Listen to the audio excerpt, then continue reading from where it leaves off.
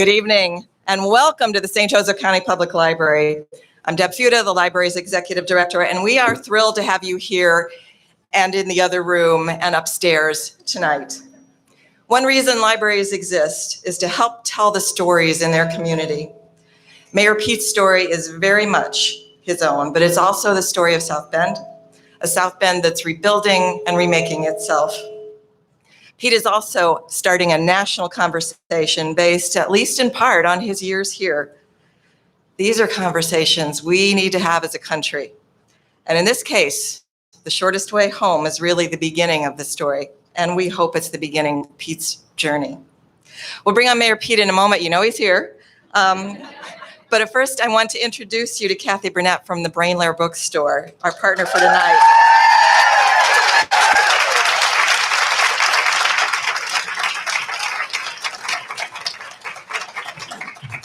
I am so excited to be here. As she said, my name is Kathy Burnett. I own the Brainlair Bookstore on Jefferson, and it's an inclusive bookstore. So when we found out that Mayor Pete was writing a book back in August, I just emailed everybody I know. I'm like, we have to get Mayor Pete to come to our store. We must get it. It fits in with our mission of everything, so we're super excited.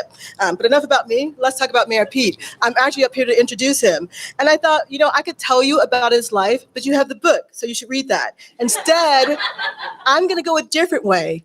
The other day, Mayor Pete's husband, Chasten, he posted that Mayor Pete is a Hufflepuff. He made him take the test.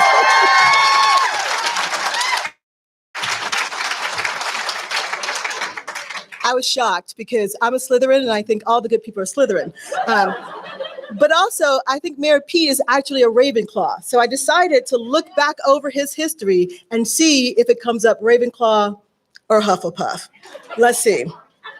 In 2000, Mayor Pete graduated from St. Joe High School. He was president of his class, Hufflepuff, but he was also a valedictorian, Ravenclaw. In 2004, Mayor Pete graduated magna cum laude from Harvard. What do you think that one is? Ravenclaw, but he was also the president of the IOP there at the same time. We're tied so far. In 2007, he went to Oxford as a Rhodes Scholar. He was first in his class. Sorry, first in class is what they call it there. So he was a Ravenclaw. In 2010, he ran for state treasurer. What do you think? Slytherin?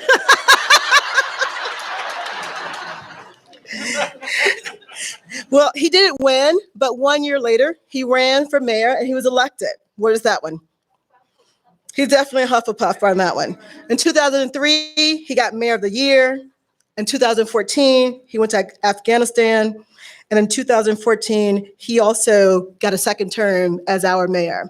So I looked at everything, and Mayor Pete is actually a Hufflepuff. Thank you. Thank you, Mayor Pete.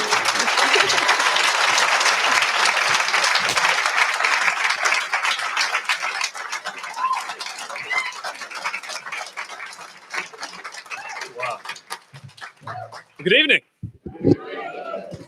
Thank you so much for coming, and I want to shout out those who are in an overflow room who are with us in spirit, even though I'm a disembodied voice to you. But thanks so much for turning out, and thanks to everybody for making time, and to everybody who also went ahead and picked up a copy of the book too.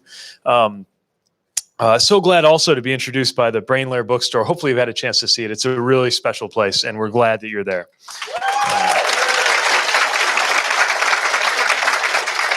I also just want to say a word about where we are. So often I've been on this book tour. I've spoken in libraries from literally coast to coast, from Seattle to Philly. And when I'm in a really good one, I make a point of complimenting the city that I'm visiting on their library. And I say that, if it's a particularly good library, I say that, this kind of is as a mayor who sees a lot of cities, this is the kind of library that would be the envy of a lot of other cities. But you need to know that our library is the envy of an awful lot of other cities. And so it's important that we support it.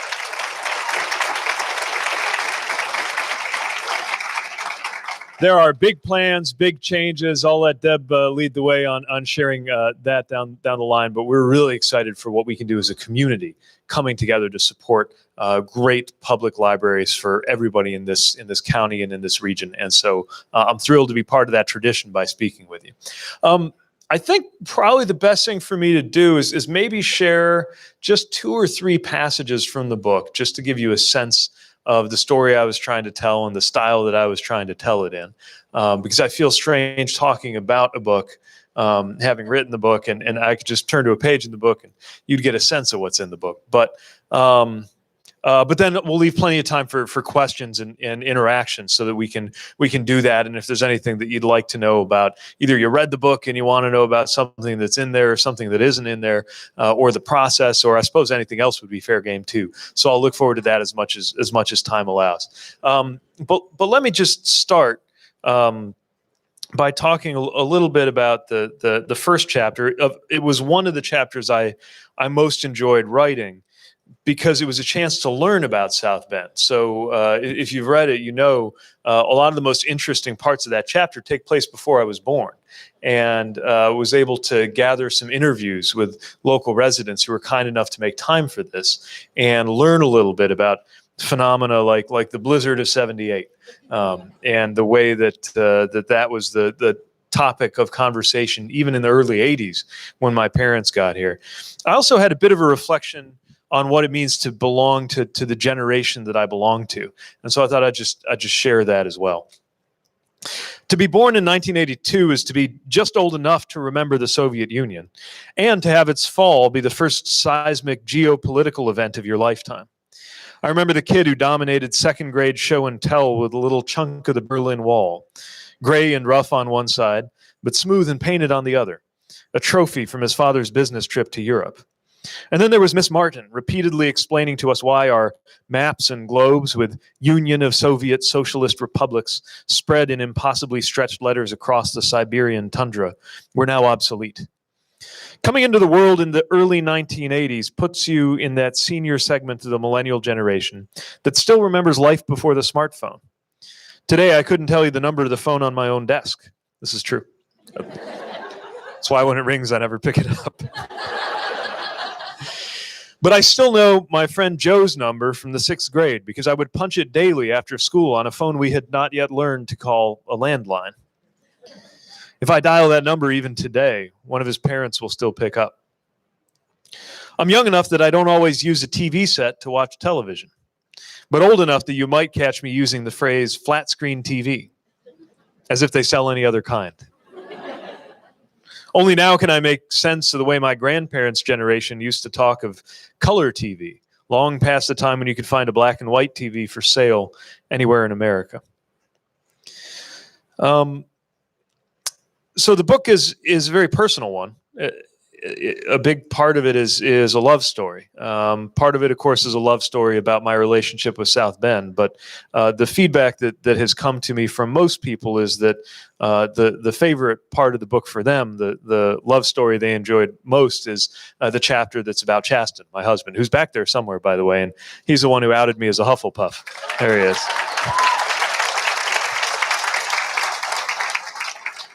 So one of the things I wrote about was the challenge of dating and the road that led me to get to know Chasten to begin with. I wasn't sure, as you know, coming out was a slightly challenging thing here in Indiana in 2015 in the middle of a re-election campaign. But this city sent me back into office with 80% of the vote. And thank you.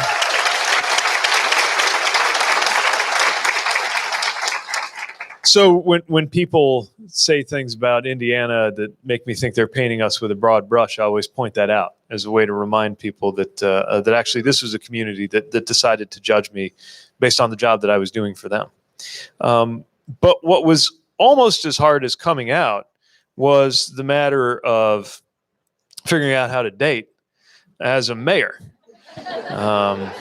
So I wrote about that a little bit, and I hope nobody will take it the wrong way when I talk about why that was a little challenging as a mayor to do right here in South Bend. I had come out of the closet in order to make it possible at last to create a meaningful personal life. I was already well into my 30s and hoping, as I've described, to have a family someday. The politics were what they were. Now that I didn't have to worry about being spotted or outed, it was time to start dating. But how? How is a gay mayor, or any mayor, supposed to go about getting a date? The closer to home I looked, the harder it seemed. It could be an ethical minefield. A mayor in his own city can certainly get his calls returned, but there's also the risk that someone will completely misunderstand why you're inviting them to meet for a coffee at Chicory Cafe or a pint at Fiddler's Hearth. It was pretty fun name checking a lot of South Bend places, by the way, for the rest of the country to learn about. Farther afield, friends from college were willing and eager to introduce me to people they knew. But most of the eligible guys in question lived in New York or Washington. To most of them, I was lost in the expanse of so-called flyover country, probably even more remote than if I were overseas. Since I wasn't moving anytime soon, I was going to have to think closer to home. But when it came to South Bend, it wasn't even clear where to look. I thought of the countless local doctors and business leaders of my parents' generation, who had seemed intent over the years on fixing me up with their bright and lovely daughters. Where were these would-be matchmakers now? And how was it that not one of them had a son or a nephew they wanted me to meet? In the military, sometimes they talk about training age to describe the difference between longevity and experience.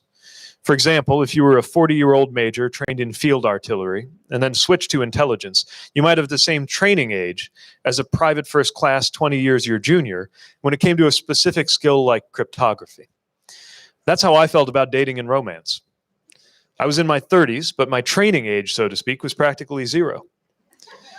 On my 33rd birthday, I was starting my 4th year as mayor of a sizable city. I had served in a foreign war and dined with senators and governors.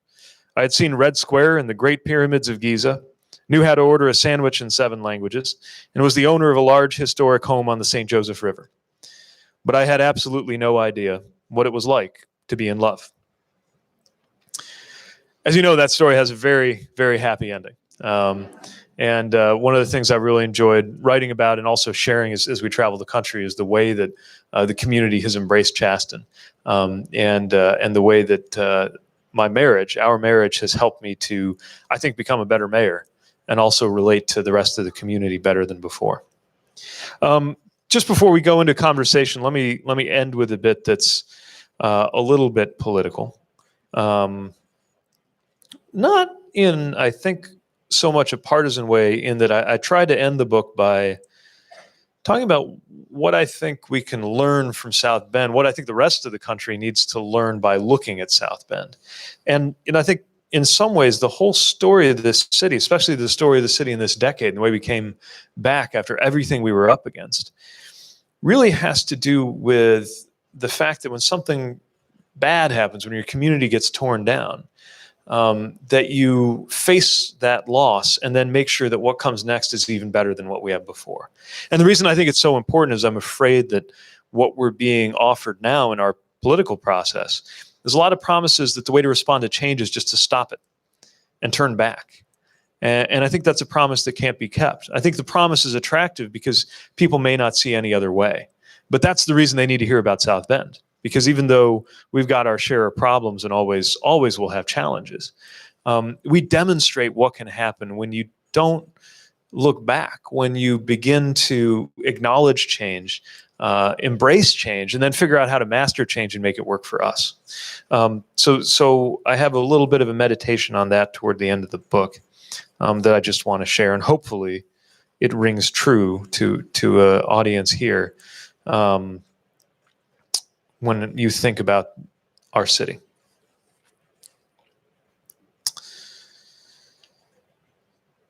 True hope for our city never lay in returning to some nostalgic prior state, some literal or figurative return of Studebaker. Rather, the first vision of the resurgent South Bend in which we now live was expressed all the way back in that bleak December of 1963, when the store owner, Paul Gilbert, defiantly told the assembly of alarmed fellow city leaders, "This is not Studebaker, Indiana. This is South Bend, Indiana." At the time, it might have sounded like wishful thinking. No doubt many in his audience, knowing how dependent our city was on that industry, exchanged skeptical glances at one another, supposing that he was in denial. But the real denial, and the more costly, was to persist in believing that South Bend could only thrive as an old school automaking company town dependent on a single massive employer. I would encounter this thinking even a half century later in 2011 when I was running for mayor. I heard it as a refrain among those who said that what we needed was to land one mythic giant factory to lure something big here from somewhere else and get some version of Studebaker taking root again. This was the impossible promise that held us back. And seeing this promise go unkept, my generation grew up suspecting that our only hope was to get out. Progress could begin only once the loss had been fully metabolized. Nothing is more human than to resist loss, which is why cynical politicians can get pretty far by offering up the fantasy that a loss can be reversed rather than overcome the hard way. This is the deepest lie of our recent national politics, the core falsehood encoded in Make America Great Again. Beneath the impossible promises that coal alone will fuel our future, that a big wall can be built around our status quo, that climate change isn't even real, is the deeper fantasy that time itself can be reversed, all losses restored, and thus no new ways of life required. To defeat this temptation is to see what actually lies on the other side of acceptance. Not diminished expectations, but still greater ones. For us, paradoxically, the only way to relive anything like our hometown's former greatness is to stop trying to retrieve it from our vanished past. If manufacturing is to grow around here now, its growth will not come by reverting to a world of cut-off trade routes and pre-computer production methods. It will come from those of our employers who seek to compete in new ways, and from new arrivals, like the Silicon Valley-based startup that bought the entire facility housing the old commercial Hummer production line.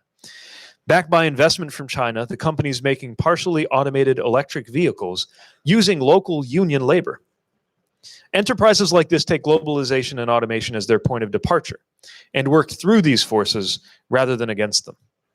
The founders of car manufacturing here would scarcely recognize this industry as their own, but it echoes their originality and audacity, showing that the less we concentrate on emulating our forebears, the more we begin to resemble them at their best.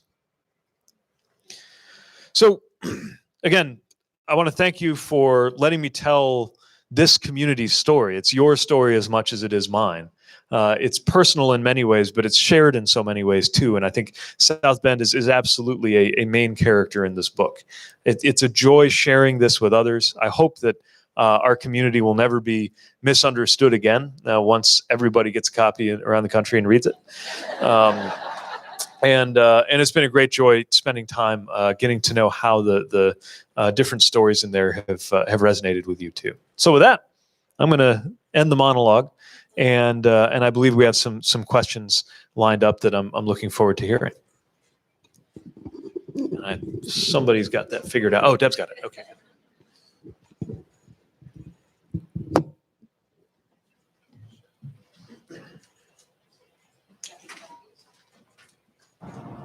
1 minute.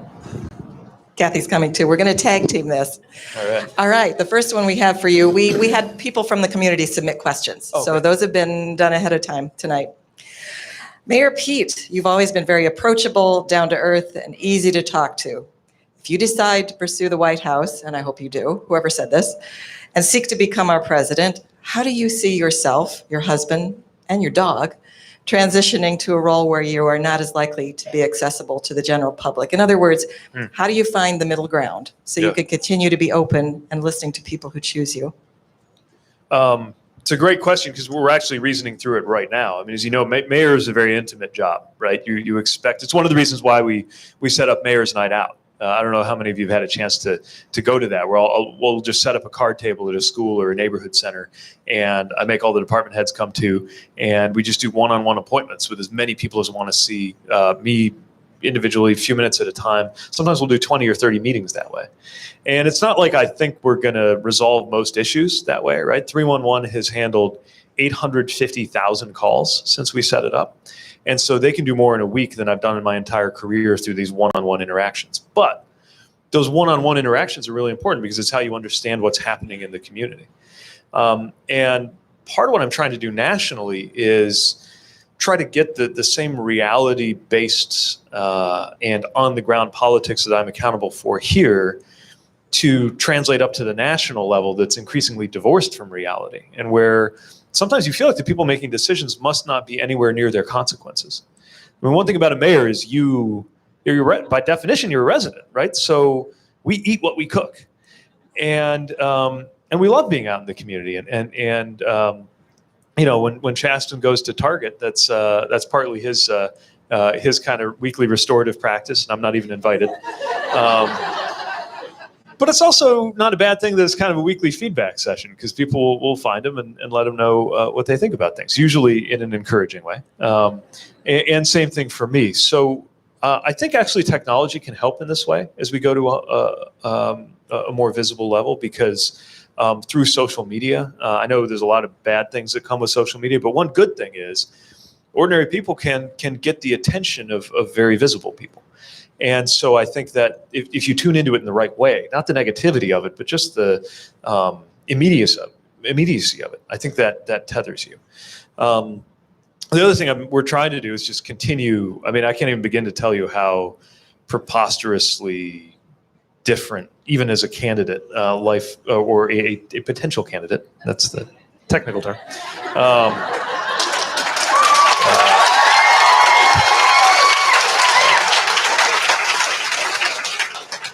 but how different life has become. Even as a mayor, it's very tightly scheduled now. I mean, it's down to, you know, increments of a few minutes, and we figure out whether we can afford to make a telephone call to somebody and lose those 6 minutes when we might need to write a note to somebody else. But we try to make sure there's unstructured time, and when we're home, we'll still, you know, we'll go to the farmers market, we'll do things around town, and I hope as this thing takes off, I hope there will continue to be ways that right here in South Bend we can kind of just be among neighbors again, and that'll keep our feet on the ground.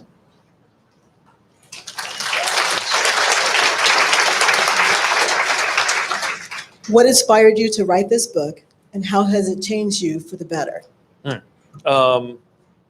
So a few reasons to write the book. I mean, I know it's a little presumptuous to be in your 30s and write a memoir. But I also felt like there were enough things that I had seen that were worth sharing, that were extraordinary. First of all, again, I love the city, and I'm obviously very biased about it, but I actually think the city story isn't just interesting to us who live here. It's just plain interesting. And I can tell because when I'm traveling and sharing South Bend stories, and I'm watching the faces rise and fall, I can tell that people find something really important. People love a comeback story.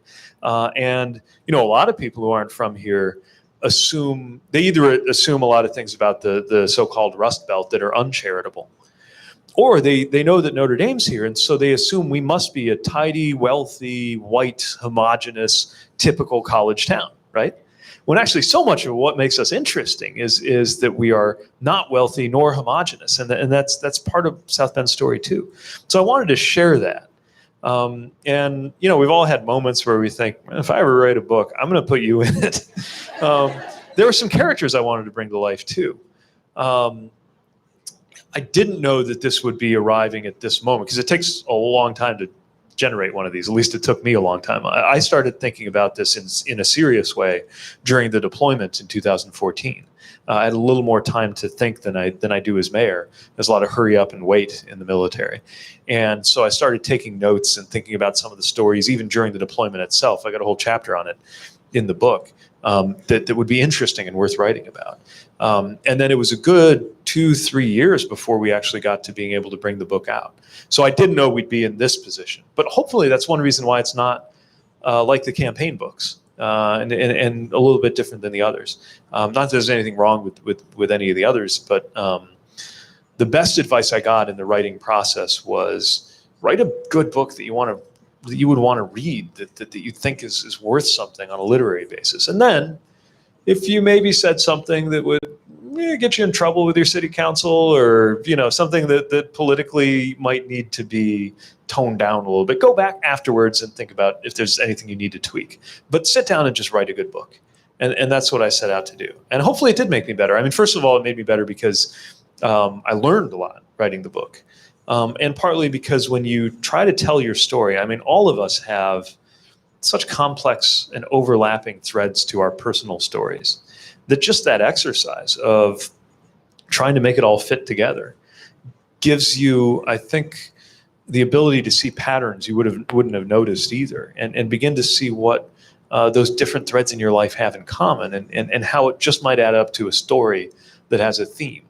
And it turns out, after writing about everything from Afghanistan to wastewater management, the big theme in my story was that I had gone looking for adventure all over the world, only to find that the deepest sense of adventure and sense of purpose was right in the vicinity where I'd started out.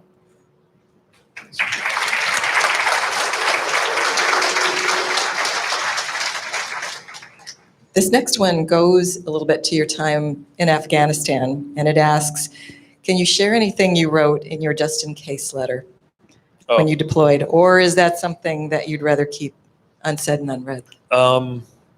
Yeah, it's pretty private. And there's just some computer passwords and stuff in there too.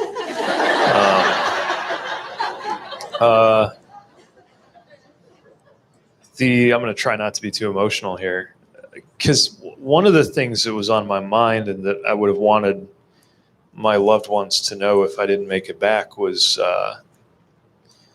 how lucky I felt that I didn't feel. I mean, everybody wants to live a prosperous, long life, but that if I didn't make it, that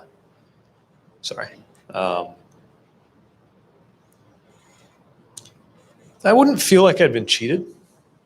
That I got more than the share anybody could ask from life, even though it may have been short.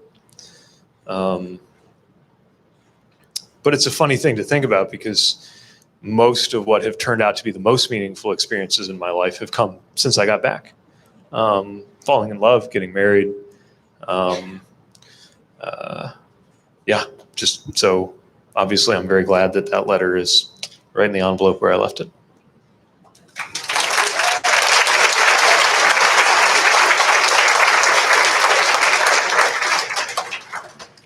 As a public servant and Navy veteran, you have a sense of service to your community at heart. How did your sense of service develop, and do you think our nation should consider developing more service programs like Teach for America? Yeah, for sure. So one thing I write about is that part of what motivated me to join the military was realizing I might be part of a problem. And the problem was that some parts of our society and our communities were more represented in the military than others. If you go back to the World War II era, actually, the more well-off you were in society, the more likely you were to be an officer in the military. There were periods in World War I where the kind of upper classes of England were losing their youth at a higher rate than the working class. And you look at a young John F. Kennedy or a young George H.W. Bush, and the military was where they would be put on equal footing with people with, children of farmers from Indiana, serving alongside the scions of these wealthy, powerful families. Now, I was not the scion of a wealthy, powerful family, but I knew that people like me who had gone to places like Harvard and had that experience were underrepresented in the military, and I realized every day I had never worn my country's uniform, I was part of that disparity. And so it's one of the things that motivated me to eventually decide to serve. And the great thing about serving when I was overseas was I got to know and like and trust with my life people who were radically different from me, different politics, different values, different races, different ages. And I want more Americans to have that experience. I also think you shouldn't have to go to war to get that experience. And so the appeal of national service as an idea is that you can summon people together, get them out of whatever silos they grew up in. And this is not just, you might think that a rural kid from a low-income community hasn't had a lot, maybe has a parochial background and hasn't been able to learn a lot about the world. The exact same can be said of a well-off kid from a big city, that we were all in our bubbles. And one way to pop those bubbles is to throw a bunch of people together and put them in charge of doing something hard. So we should have an expansion, I think, of the Peace Corps. We should have more AmeriCorps opportunities. I think Teach for America was mentioned. That's another form of service. I think we should create so many service year opportunities for people finishing high school that it becomes just the norm, just the thing that you do, to take 1 year and be part of one of those programs. We can do it in a non-authoritarian way. We can make it voluntary, but really make it the thing that you do.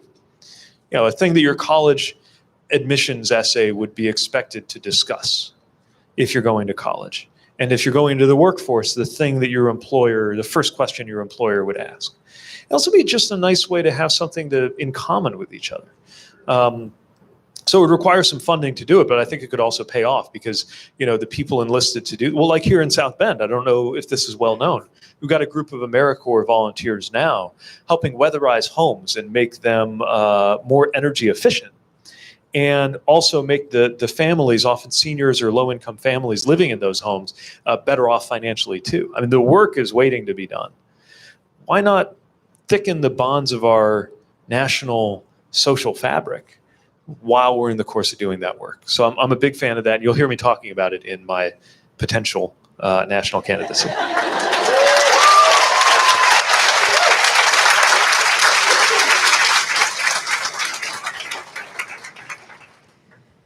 So you've already mentioned that your memoir stands apart from the typical campaign book. That's not what this is. And we do have your reading list on file at the library from before. Nice. But this question says, did you turn to any books, nonfiction or fiction, for inspiration while you were writing it? Yeah. So the thing about, at least for me, the thing about writing is you tend to absorb whatever you've been reading. And you pick up those styles. I'm seeing some nods out there. People know what I'm talking about. This is definitely the case when I was in college. When I was reading Hemingway, and I had to write an essay about it, I'd write these short, muscular Hemingway kind of sentences, right? And then I got into Joyce, and then I wrote these loopy, kind of convoluted stream of consciousness kind of things. And so the nourishment of what you read, I think, is very important when it comes to how you write. And as a first-time author, I knew it would be important to read things that would kind of build up my ability to write. So the problem is I wasn't reading a lot of Hemingway and I wasn't reading a lot of Joyce. I was reading a lot of email, right? I'm a mayor. Like most of my reading is email. This is not good for your prose style, right? And so I did my best to kind of read fiction. Wolf Hall, one of the best, Hilary Mantel, fantastic writing about politics, really. It's about the English court under Henry VIII. Read good nonfiction, just read good style. The New York Review of Books is full of just, I think, very crisp, smart writing. A book that I wish I had read, but only discovered after I turned in the draft, is called Draft Number 4. It's a book about the writing process by John McPhee, who's a great writer and also teaches writing, I think, at Princeton. He's written New Yorker articles over the decades. And it's, he's good because it's a book about the writing process. And it's laugh out loud funny and just smart. And he points out a lot of things, like the extent to which it's really reducing that takes the most work. This thing would have been twice the size, twice as many words already, like a good 100,000 words in there. And I had to cut it by something like half. I got the hint when my editor, as a wedding gift, sent us the knife set off our registry. It's like trying to cut. Somebody told me a story recently of a letter that someone wrote, a soldier in World War II, wrote this letter to his beloved and said, "I'm sorry that this letter is so long. If I had had more time, it would have been shorter." So this idea that you distill, right? And you put a bunch of stuff on the page and then you keep taking passes at it until you've chiseled it into something you want. So if you're going to write a book, unlike me, you now know that Draft Number 4 is a good way to get you kind of cogitating about it a little bit. Yeah, hopefully the book reflects more than just the nourishment of policy papers and emails and short news articles. All right, last question. Oh, no. You note in your book that our political parties are growing further and further apart. How do you think we can get past this and work together again? Such an important thing. Well, a lot of my template for that comes from South Bend. Now, let's acknowledge that local and national politics are very different. But one of my favorite things about local politics is that it's not as shot through with these ideological things. As you know, we have our politics. We have our ferocious knockdown, drag out politics, but they're not as predictable. One of the reasons I learned pretty early on, I think it remains the case with maybe a couple of exceptions, maybe. I'm pretty sure I've been able to hold to this, never criticized or attacked a council member by name in the paper, for example.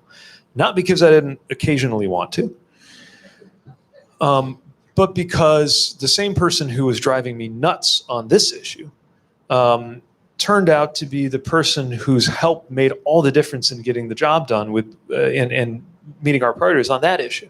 So you couldn't just predict based on somebody's party affiliation, or even sometimes based on their voting record, whether they were going to be for you or against you the next time around. And what I learned was that we have to work with some level of a presumption of good faith.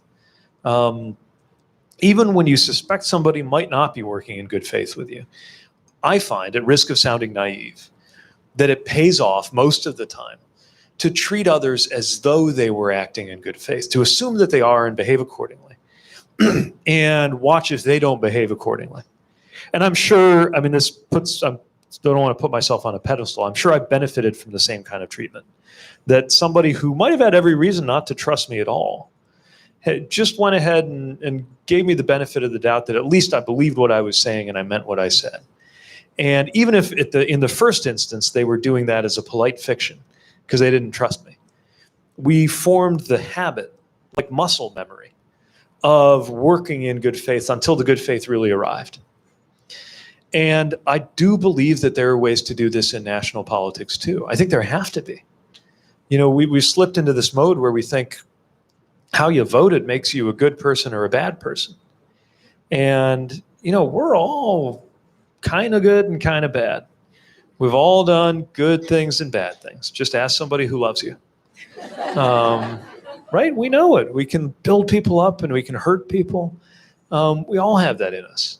And so what really matters with leadership is which parts of us are being aroused the most, right? Is it making us kind of cheaper or more frightened or more short or more dark or meaner to each other? Or is it putting us at ease and making us feel a little more big-hearted, a little more generous, a little more kind? I'm not naive about the forces we're operating against in national politics. At the end of the day, I think if somebody is advocating a policy that is harming others and they're committed to that, then you've just got to defeat them.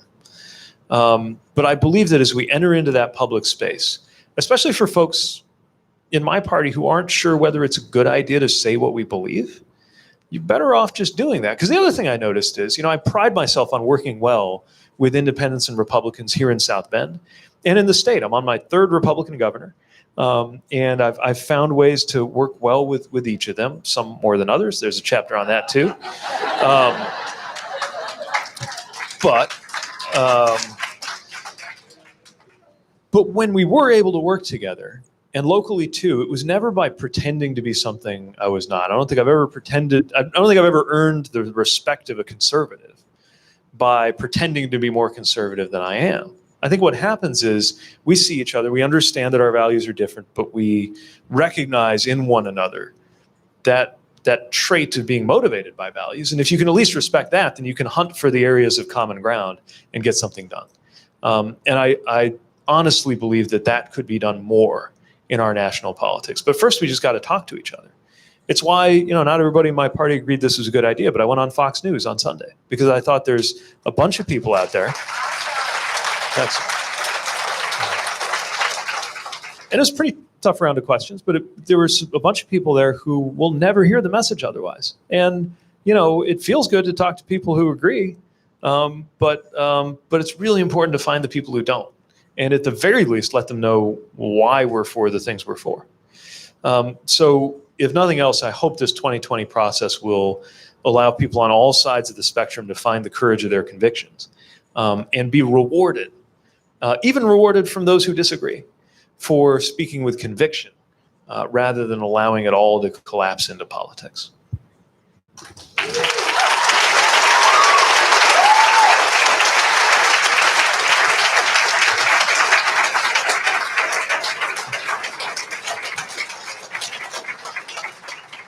That is the perfect way to end this. That we have to have these conversations both locally and nationally.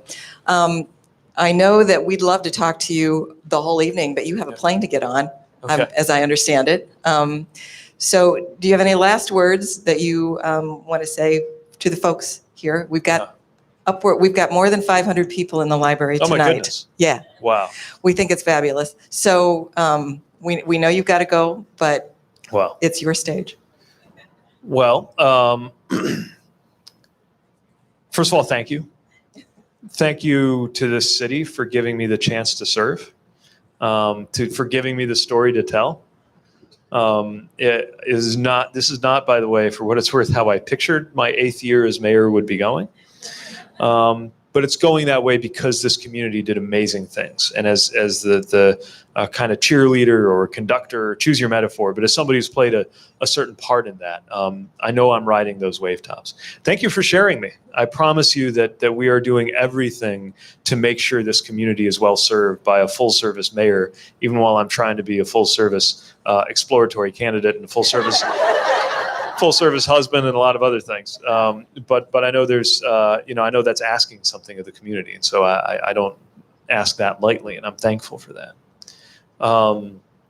Biggest thing though is thank you for believing in this city. Thank you for caring about this city.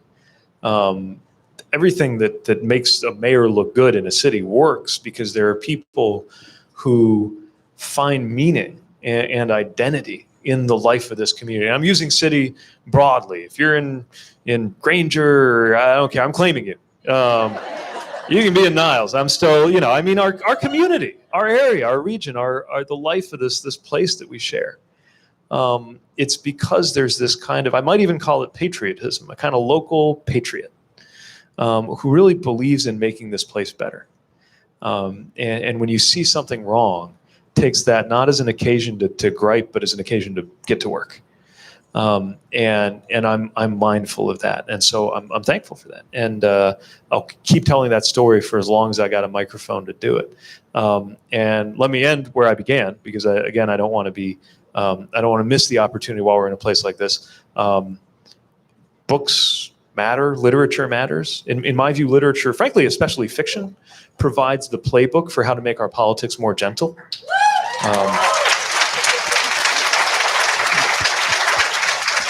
Because fiction is where you get in somebody else's shoes.